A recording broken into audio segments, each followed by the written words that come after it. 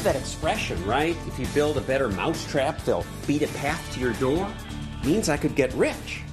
Trouble is, improving things can be difficult. Is there an easier way? Well, yes. There's crony capitalism. I could make friends with important people, the people who set the rules. I could hire lobbyists to win them over. People get rich that way, too. Serious Materials just reopened a manufacturing plant outside of Pittsburgh. One little company gets the attention of powerful people.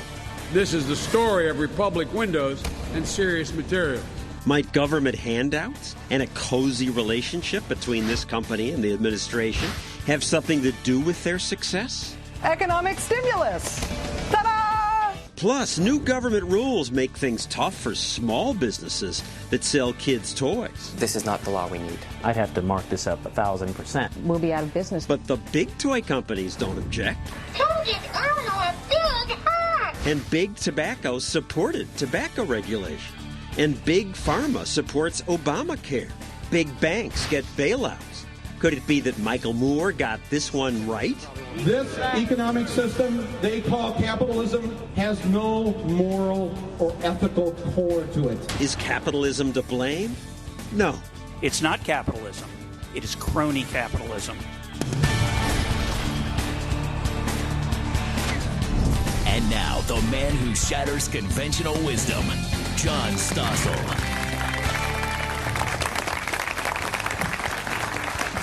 Good evening. When he says crony capitalism, what's he talking about? Well, suppose you're in the window business. How do you get a leg up on the competition? Sure would help if government gave you a special tax credit and gave your customers stimulus money to buy your products.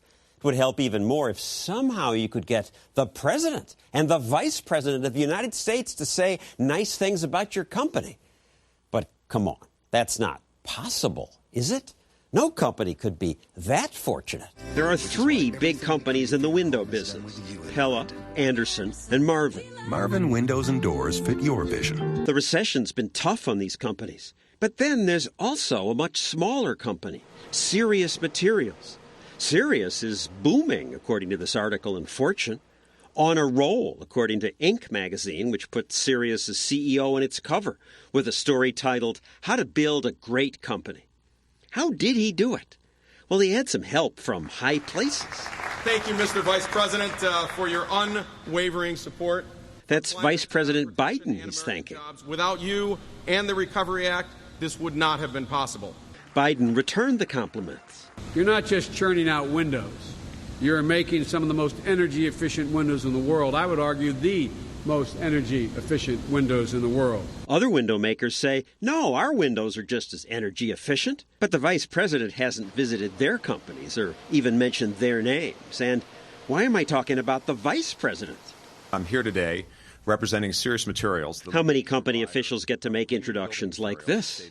It is my distinct honor to introduce the President of the United States, President Barack Obama.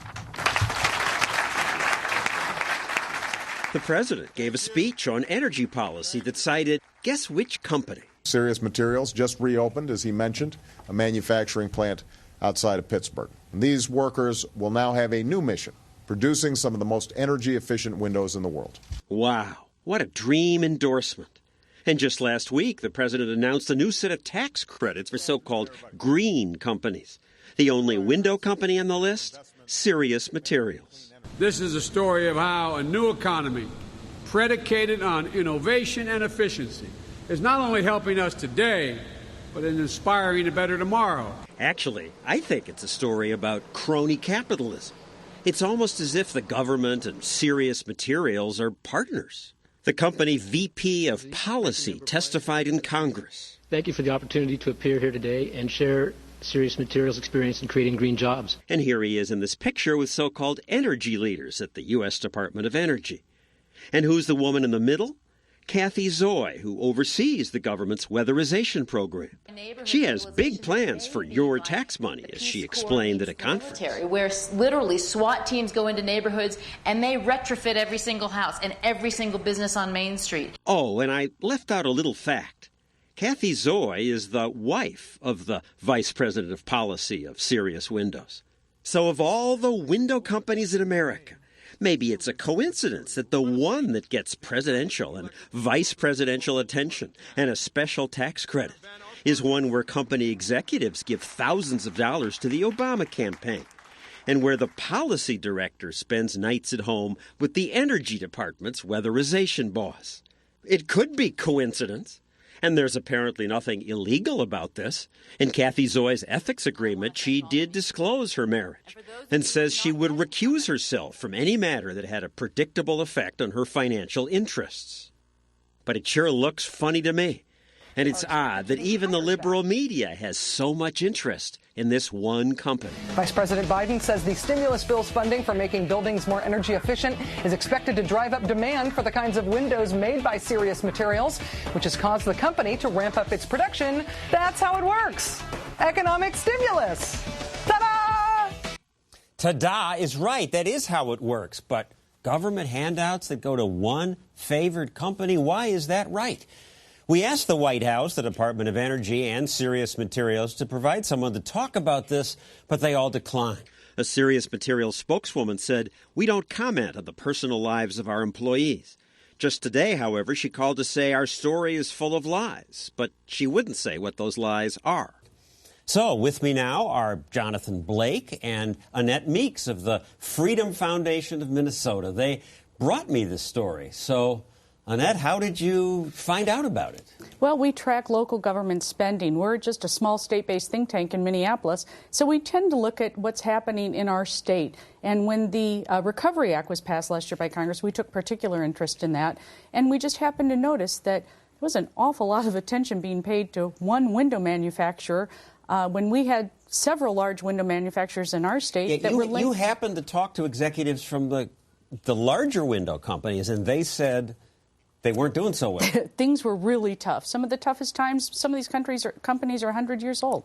And then you heard about this little company that was doing well? Well, they just kept appearing over and over again in White House press conferences and White House news conferences. Both the president and vice president went and visited their company, so we thought it was worthwhile to take a look at this company and why they were benefiting so much from stimulus funds for green energy when Minnesota companies and other large manufacturers weren't. So Jonathan works for you, and you said, go do that? Have at it. What did you do? I started looking into the stimulus funding, looked first at the energy efficiency provisions, found that Kathy Zoy is head of energy efficiency and renewable energy, controls $16.8 billion worth of stimulus funds. Thought that was probably worth looking into, especially with regards to the window industry. Yeah, how much? $16.8 billion. And that's just in stimulus funds. And that's just the government we've gotten used to, that a couple individuals are in charge of billions of your tax dollars. Absolutely. All right, so the government believes in weatherization. What's wrong with that? Maybe nothing. And our issue here isn't a policy issue. But when there is a serious conflict of interest, or at least an apparent conflict of interest, and $16.8 billion worth of taxpayer money is on the line, we think that this becomes more than just a policy discussion. And you had some thoughts when she said she recused herself. She may very well have recused herself. The only two examples that were provided by the Department of Energy were that she did not participate in a loan guarantee program for windows. Well, that doesn't even fall under her Office of Energy Efficiency and Renewable Energy. And that she didn't meet with the Window and Door Manufacturers Association. Those are two pretty trivial issues, especially when we're talking about $16.8 billion of stimulus funds, and neither of those issues are related to that. So their response was, well, don't worry, she's recused herself from areas that you're not asking about, essentially. And it's not that just this company does the weatherization, right? Anderson, Marvin, they do it too. Pella. I mean, there's a lot of companies that do this, and that's the interesting thing is when you're dealing with billions of taxpayer dollars and you're picking winners and losers. We understand that government does this. We might not like it, but government routinely does this. We at least deserve the transparency of how did it happen that in a list of all of these tax credits released last week, only one was given to a window manufacturer. How did they happen to win that sweepstakes? How does it come about that repeatedly, at least 6 times last year, executives from one window manufacturer, one small California company, appears with the president and the vice president, and no other company even gets a mention? Well, I thank you for bringing us the story. I invite all of you to bring me stories that are this interesting, and you do good work. One other example was that you found out in your state the state-run liquor stores, which have a monopoly on selling liquor, still manage to lose money? It's an interesting thing. We have municipal liquor stores in Minnesota, and they also are the same ones who dole out the liquor licenses. And it's pretty amazing when you have the only liquor store in town and you keep out all private industry and you still lose money. And we thought people needed to know about that. That's government work for you, and government keeps getting bigger. So coming up, visions of crony capitalism, not just in the window business, but in all kinds of businesses.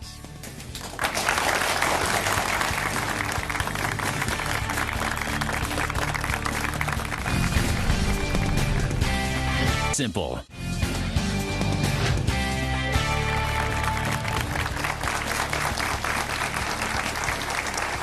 So we've been talking about this little window company, Serious Materials. It gets all kinds of special gifts from government.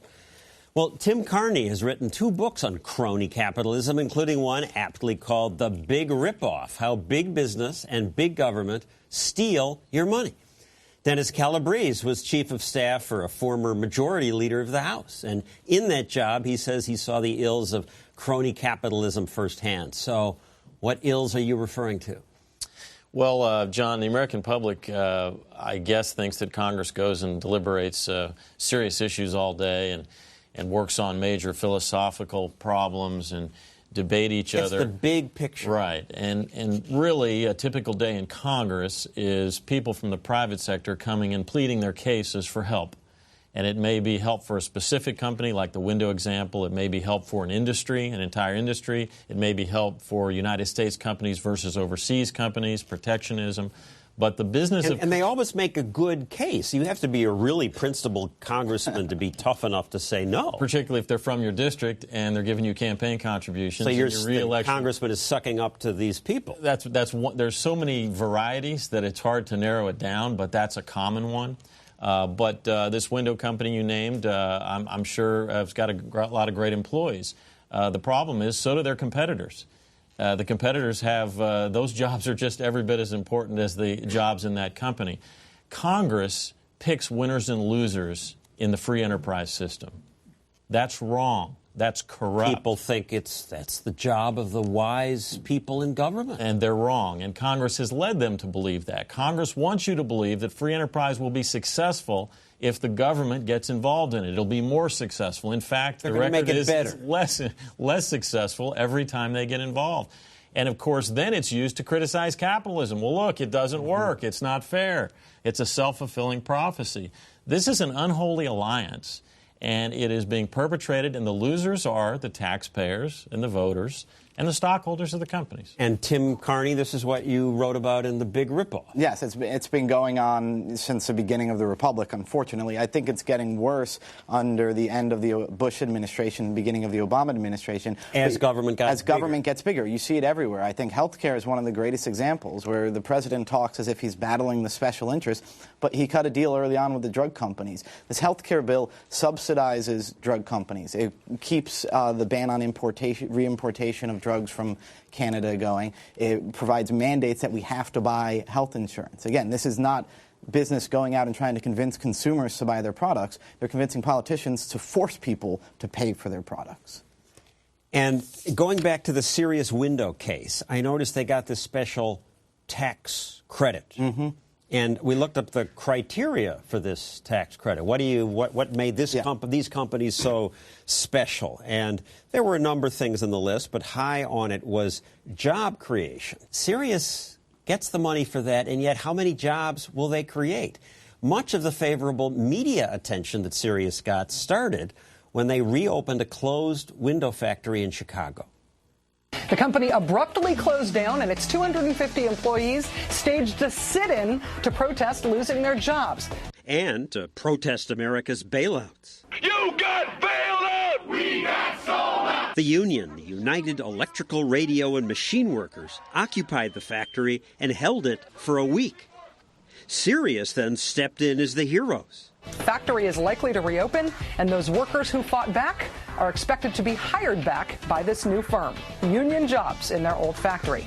Vice President Biden says the stimulus bill's funding for making buildings more energy efficient is expected to drive up demand for the kinds of windows made by Serious Materials, which has caused the company to ramp up its production, which has got those workers back their jobs. That's how it works. Economic stimulus. Ta-da!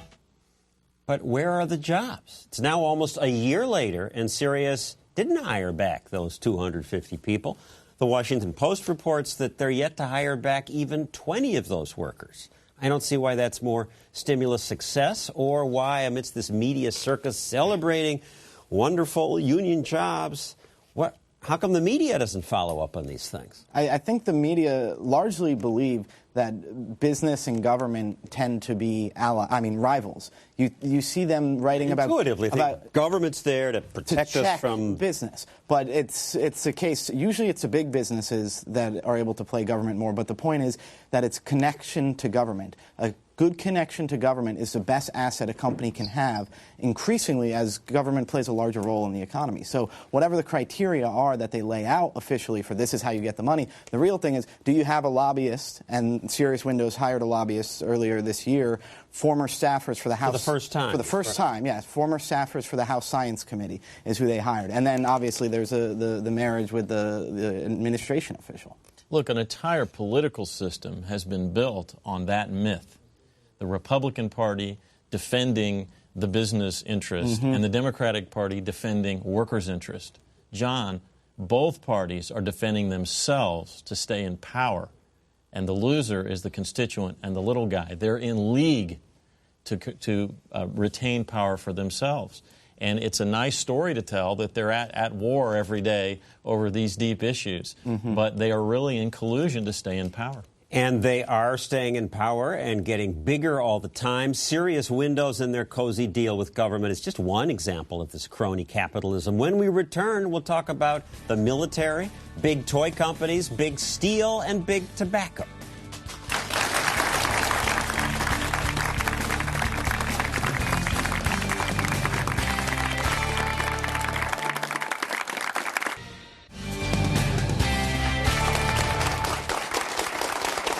Years ago, 100 years ago, the butter industry was scared of a new competitor, margarine. So they lobbied the government to regulate that imposter, the butter imposter. Some states demanded margarine be colored pink so it looked unappetizing and wouldn't be confused with the real dairy product. Well, this is another example of crony capitalism. The butter industry used its clout with government to protect itself from competition. Would you want to eat something like this? Margarine got popular anyway because it was cheaper and because doctors said it was healthier for your heart. And eventually the margarine companies got rich enough to hire lobbyists who got rid of the anti-margarine regulations. In fact, they got rich enough to hire a former first lady to do a commercial. Nowadays, you can get a margarine like the new Good Luck, which really tastes delicious. That's what I've spread on my toast. Good Luck. I thoroughly enjoy it. The margarine Mrs. Roosevelt has just recommended is new Good Luck, the light margarine. And Good Luck went out of business in the 70s, but they had a good run. Now we're told margarine is not healthier than butter. It contains those trans fats that the politicians are banning today to protect us. So who knows which product's better? But wouldn't it be good if we consumers sorted those things out without manipulation from politically connected special interests? Today, we see more of the same. Last year, Congress passed the Family Smoking Prevention and Tobacco Control Act. Doesn't that sound nice? Regulation would punish those evil big tobacco companies. It will force these companies to more clearly and publicly acknowledge the harmful and deadly effects of the products they sell. But in fact, the law helps big tobacco, like Philip Morris, because it cripples their competition. The owner of Philip Morris supports the legislation. Philip Morris can afford the new FDA testing requirements and ad restrictions like a ban on words like light, mild, and low.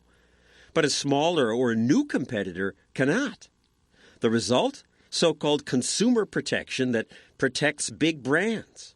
The bill also bans all flavored cigarettes, but for some reason exempted menthol flavor. And guess what?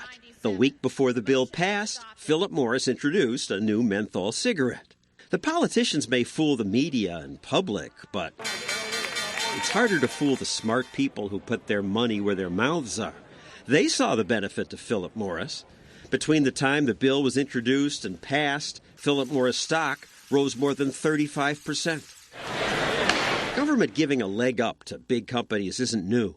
President Eisenhower was onto something when he said, "We must guard against the acquisition of unwarranted influence by the military-industrial complex." This year, taxpayers were spared paying $1.8 billion for fighter jets that even the Department of Defense said it didn't want. We will end production of the F-22 fighter. But Congress objected, said it would be bad for defense and jobs in their districts. I'd much rather have the secretary on my side, but we've beaten him in the past, and we'll beat him this time as well. Senator Dodd wanted to beat him by trying to waste money on jobs in his state. Washington Congresswoman Patty Murray wanted those jobs too. It, of course, will protect family wage jobs, and importantly, it will preserve our domestic base. Congressmen were so eager to get business for Boeing and Lockheed Martin factories that it took a veto threat to cut the funding. This would have been an inexcusable waste of money. Sanity won that time. But last month, Congress approved funding for 10 new C-17 planes, a presidential helicopter, and a jet engine, despite objections from the Pentagon. The list of favored cronies is long. The steel industry needs protection from foreign competitors. Car companies and banks and insurance companies are called too big to fail. Government must help them, and help them they do. But when government protects certain industries from competition and others keep their profits but taxpayers cover their losses, that's crony capitalism. And joining us again are our two crony capitalism experts, Tim Carney and Dennis Calabrese. Now, Dennis, you're head of a consulting firm in Washington. You did work for the majority leader. You're part of the problem. You're part of this revolving door we hear about. Well, every time you see a victim of crony capitalism, you're looking at a potential client of mine, because there's somebody on the other side of all these abuses. When Congress tries to pick a winner, there are losers, and losers need representation to go tell their story. Now, I don't lobby Congress. I lobby the American people and tell them the truth and have them apply pressure on Congress to do the right thing. John, I challenge you to find a single area of the American free enterprise system that Congress is not involved in picking winners or losers. It's almost impossible. And the result is that these companies, which we may not like, I almost feel sorry for them. They have to hire a lobbyist just to keep the special interests from putting them out of business. And that's exactly what Congress wants. Congress wants you to have to come to them to get what you need, because that leads to campaign contributions, that leads to favors, and that leads to government getting power. Government's not getting just bigger. Government's getting more powerful, which is just as dangerous. And an example of that, Tim, we have 25% more lobbyists now than we had a decade ago. It's creepy that it does just grow. And a lot of companies start lobbying defensively, like Dennis was talking about, but then they get here, they hire their lobbyists, and suddenly they realize how much money they can make by investing in a lobbyist who pushes for the right policy. I use the example of Bill Gates all the time, who barely had any lobbyists in 1998 when his company got beat up for antitrust violations, supposedly. He was called before Congress. And then after that, he said, you know what, I used to not come to Washington very much. I'm going to be here a lot more. Now he has a huge lobbying operation that lobbies for regulations that, help him and cause him profit while crushing smaller competitors. Yeah, I always thought there was a lesson in the fact that this new, big, wonderful industry that grew up without lobbying and created so much wealth for America, Silicon Valley and so forth, they were in the two big cities farthest from Washington, D.C. That left them free to experiment. But now they're in the swamp, and you see it with every industry where they all start ramping up their lobbying. Hedge funds had to start ramping up their lobbying and their campaign contributions when they were threatened with new regulations. Guess what? Now a lot of them support the regulations that can keep out new entrants. That's one of the main effects of regulation, is keeping out new competitors. So that's why Philip Morris, for instance, doesn't mind it. They control a majority of the cigarette market. And we will talk more about that in a moment. Coming up next, a toy story that could make a child cry.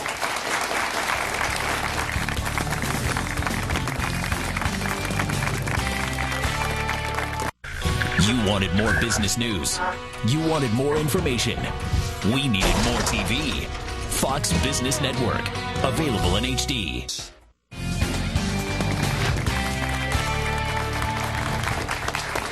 Not long ago, there was a big scare about lead in toys from China.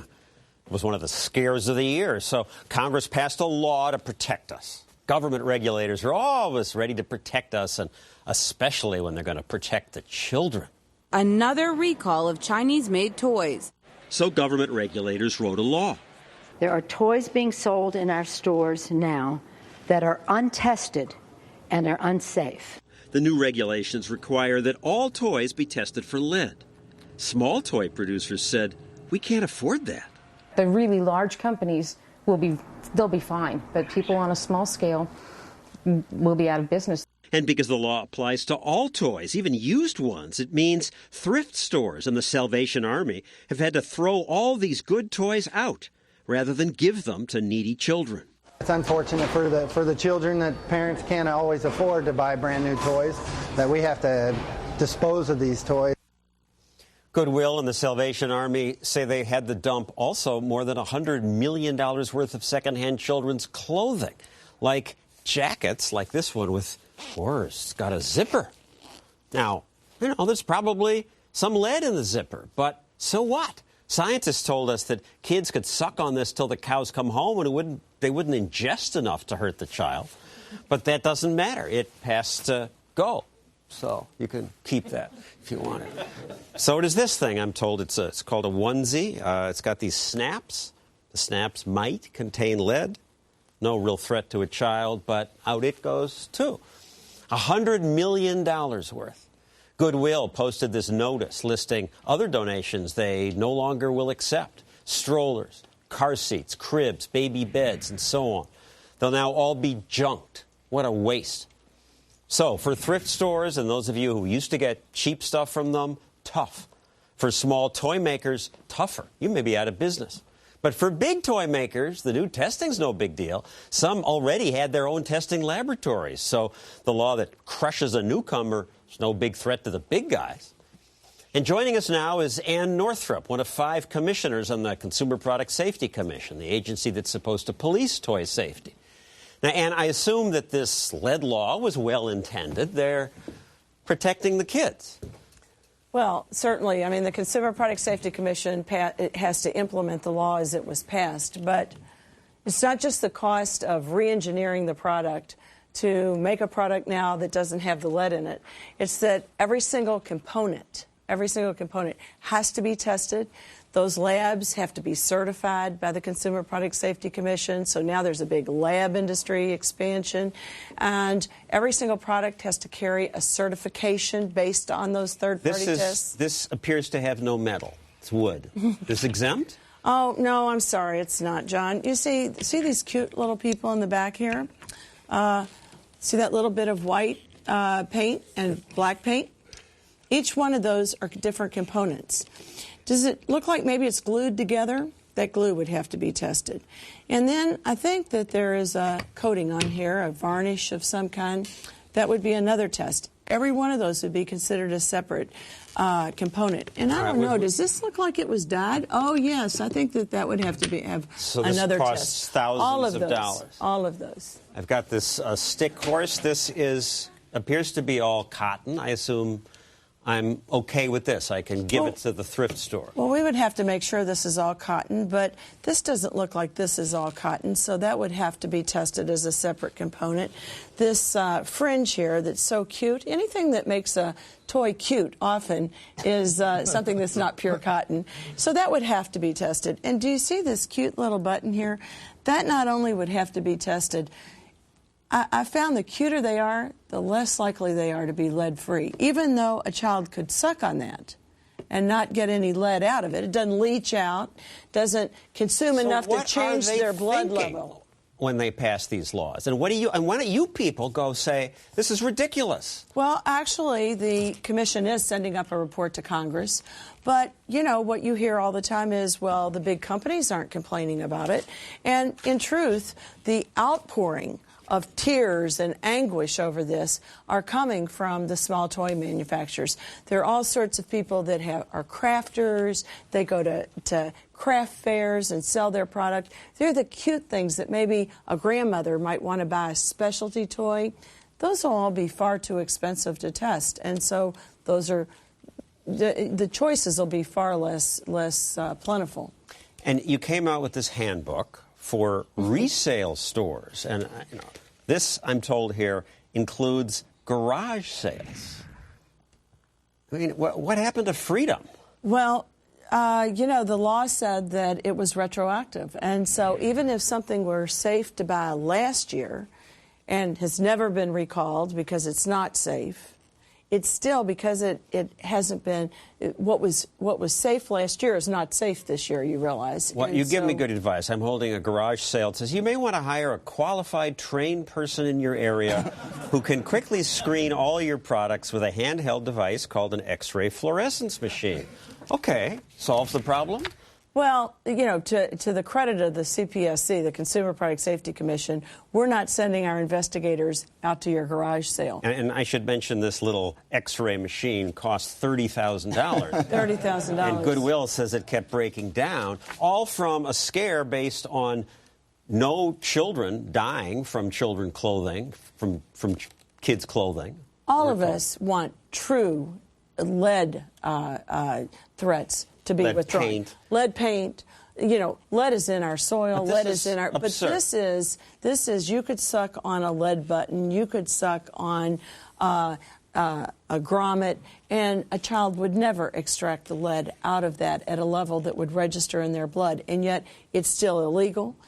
Even if you make it out of a product that is now legal, you're going to have to test it. You're going to have to certify it.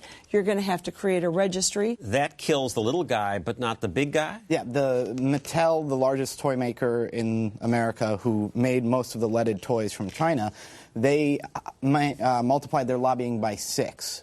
6 times as much they spent on lobbying. Hasbro, number 2, hired a lobbyist for the first time. And what did they win? They helped write the bill. They supported it. They helped write? They helped write the bill, and they supported its passage. And now Mattel is the first company that got an exemption from the third-party testing because they were able to set up their own testing facility that's supposedly firewalled off. Now, that's not because it's corrupt necessarily, but because the law was written in such a way that Mattel knew it would match the testing facilities, the testing practices they already had. So big business lobbying for and profiting from big government is happening here. But maybe they're just saying, we want to protect the children, too. We want to be good citizens. That's good PR. But there's more than one way to make safer toys. For one thing, you could pay really close attention to what you're putting in. You could manufacture it at home. You could make sure that you inspect your factories.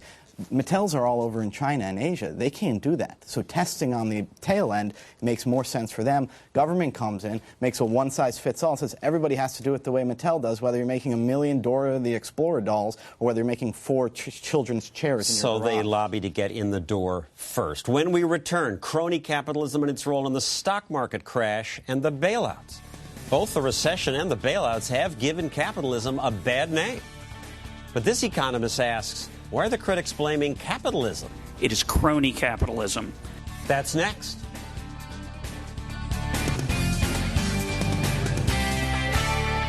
Business. Now shattering conventional wisdom. John Stossel.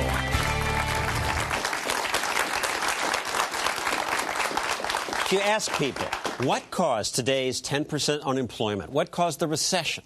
People tend to say, greed, Wall Street, capitalism, evil capitalism.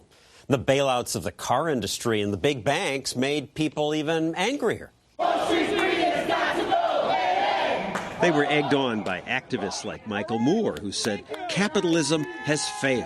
This economic system they call capitalism has no moral or ethical core to it. Inhuman. It's only about how much money can we make. He made a movie about that he titled Capitalism, A Love Story. It featured the bank bailouts, By spending just a few $1 million to buy Congress, Wall Street was given billions. Everything was being handled by the Treasury Secretary from Goldman Sachs. They had Congress right where they wanted them. This was almost like an intelligence operation. This is straight up capitalism. Boom. But is it straight up capitalism? No. George Mason University economist Russ Roberts went to Congress recently to complain. I want my country back. He told Congress that bailouts have nothing to do with capitalism. It's not capitalism. It is crony capitalism. And with me here now is Russ Roberts and also Marta Mossberg of the Franklin Center, a government watchdog group. Russ, let me start with you. It's not capitalism. Now, capitalism is a profit and loss system. The profits encourage risk-taking. The loss encourages prudence. That's the extraordinary level of responsibility and productivity that we get out of capitalism. But when you take away the loss, which is what we've been doing systematically in the United States with bailouts that actually go back to 1971 with Lockheed Martin, 1984, Continental Illinois, and now the latest ones, you take out the loss, what are you left with? You're left with socialism for the rich, a way for rich folks to take risk, get all the reward, and we, the taxpayers, bear the loss. It's a despicable system. The cronies are the politically connected companies that get the handouts. Yep, and it's typically an after-the-fact bailout. But if you expect an after-the-fact bailout, you're going to take risks that you would never take with your own money. And we see it over and over again on Wall Street. They take risks with other people's money, not their own. But I hear if we didn't bail them out, we were toast. What was the evidence for that? We didn't get any. The Fed didn't give us any. The Treasury didn't give us any. So we have to do it. Who really got bailed out were the counterparties, the creditors, and people who had lent Bear Stearns money. And they're the politically connected people that benefited. Just like AIG's creditors, Goldman Sachs and other banks, they were the ones who got the benefits from that money. They got the benefits. Not but us. If we didn't do it, we were going to be starving to death. That's what they said. They said it was an apocalypse about to happen. Now, nobody believes that GM is crucial for the future of the economy of the United States. Now, some people believe it. Not most Americans understand that the bailout of GM was done to help GM's special interests, the unions and the people who are politically important, not for the economy as a whole. Today, the unions are the cronies of the party in power. Well, yeah, because they're politically powerful. They give a lot of money and they get a lot of attention. But the same thing happens on Wall Street. They write the regulations in the same way that you've been talking about with these other examples. They're the most influential part of the regulations. There's a revolving door between Congress, the regulators, and Marta, that's Wall what Street. you write about. What do you see? Well, it's an incestuous relationship between the banks, the lobbyists that they hire, and Capitol Hill. I mean, you look at pretty much everyone who is a lobbyist right now has worked on Capitol Hill. And you would think that it might be in the House Financial Services and the Senate Banking Committee, but it's really across the board. I mean, they work for the Department of the Interior. They've been on energy committees. They've worked for gay rights groups. They've worked for the AFL-CIO as well, because these banks need insight into every aspect of government. I mean, you look at cap and trade, which the banks are heavily involved with. They need someone connected to that. They need someone also connected, obviously, with financial services. Basically, you're just creating a situation where you need more and more lobbyists in order to do the government's work, in order to do businesses' work. I mean, if you made the tax code about 10 pages versus the thousands of pages it is right now, you would not need any of these lobbyists. I mean, they'd have to go find productive work and do useful things. Exactly. They're not creating anything except more regulation, which then again requires more lobbyists. They give the illusion that they're protecting us when, in fact, they're protecting their friends. It's the most pernicious part of this, is that in the guise of creating a fairer system or a more competitive system, they actually channel regulations and funds toward their friends. Now, Lehman was allowed to go bankrupt. The Republic didn't fall. I noticed that they spent half as much on lobbying, though they're about the same size, as Goldman Sachs. Yeah, it's interesting. I mean, they spent about $600,000 in 2008. Obviously, they failed before the end of the year. But even the year before that, they spent about $900,000, whereas, places like Citibank spent $6 million last year. Goldman spent $3 million. J.P. Morgan spent almost $5 million. So what's interesting to me, though, is that those numbers are high, but, it's actually a small amount compared to how much these banks make. So, I mean, you're selling out the American public for such a small dollar. It's incredible. And most of Lehman's creditors in their bankruptcy filing were Asian banks who were not politically well connected. Richard Fuld evidently did not have a great relationship with Hank Paulson. He wasn't much of a crony. So they were the example.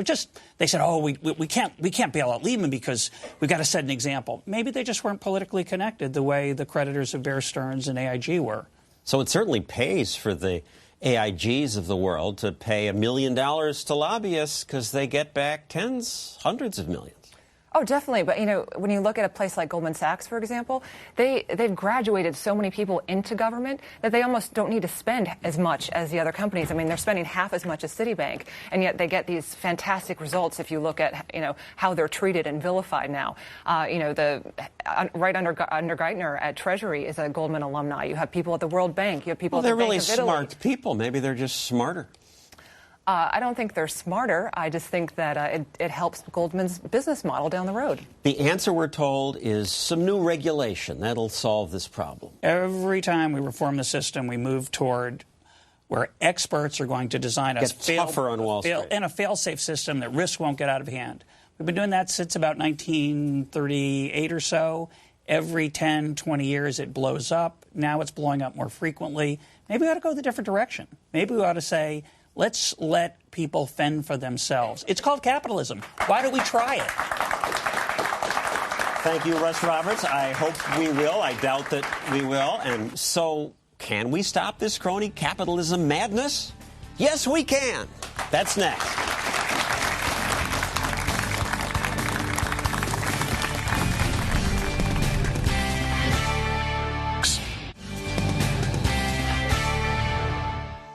This is the Constitution and the Declaration of Independence. Together, they're this thin.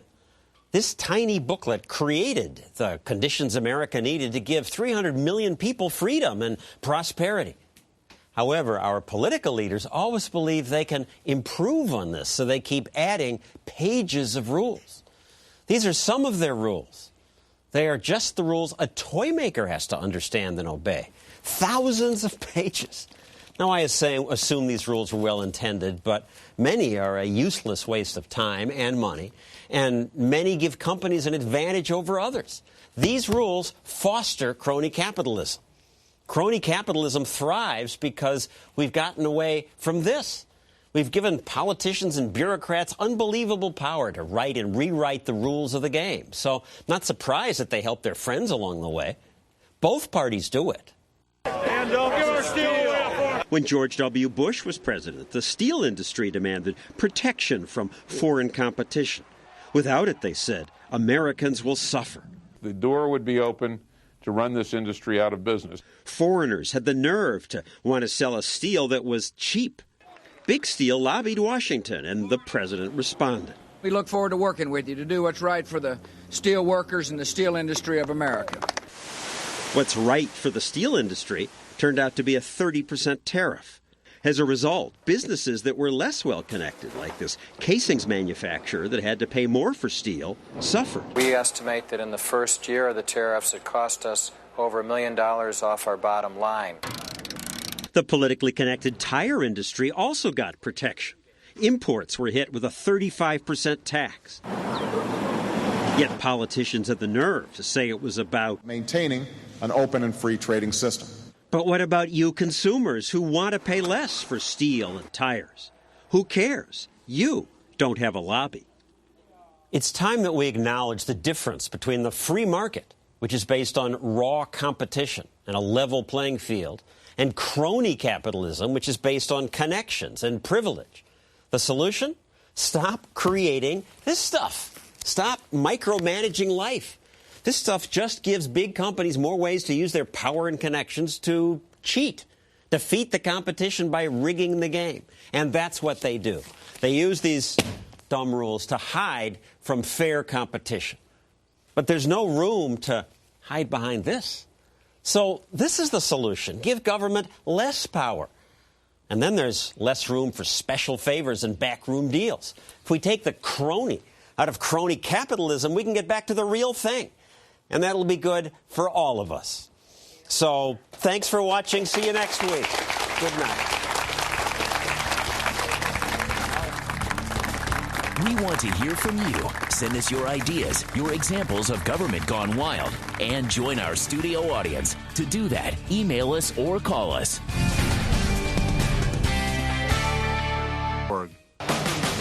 Fox Business is taking it to the next level, delivering savvy insight, honest reporting, and a little bit of attitude. And now Fox Business has done it again. Don Imus. Don't tell me to shut up, you fat b****.